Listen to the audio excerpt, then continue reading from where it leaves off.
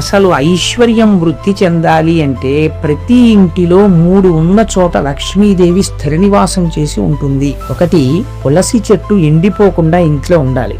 ఎప్పుడు తులసి చెట్టు ఎండిపోతోందని అనుమానం వస్తే మార్చాలి, ఇంచేత తులసి చెట్టు ఉండాలి. రెండవది, బ్రాహ్మణ సేవ జరుగుతూ ఉండాలి ప్రయత్నపూర్వకంగా. ఎప్పుడో మన ఇంట్లో శుభకార్యం జరుగుతుంది అని కాదు, నైమిత్తికము అని ఏ పౌర్ణమి తిథికో ఏకాదశి తిథికో, లేకపోతే ఇంక మనిషికి పశువుకి ఏమిటండి తేడా?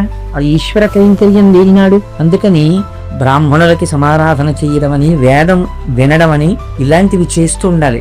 మూడవది, లక్ష్మీదేవి యొక్క స్థిరమైనటువంటి నివాసాన్ని ఎవరు అపేక్షిస్తున్నారో అటువంటి వాళ్ళు తగినంత కారణం లేకుండా పగటిపూట ఇంట్లో అదే పనిగా నిద్రపోయే తత్వం ఉండకూడదు. దేవీ భాగవతంలో ఐశ్వర్యం ప్రబలంగా నిలబడ్డానికి నేను కొన్ని కారణాలు చెప్తున్నాను, ఇవి ఎక్కడుంటాయో నేను అక్కడ ఉంటానని ఆవిడ చెప్పింది.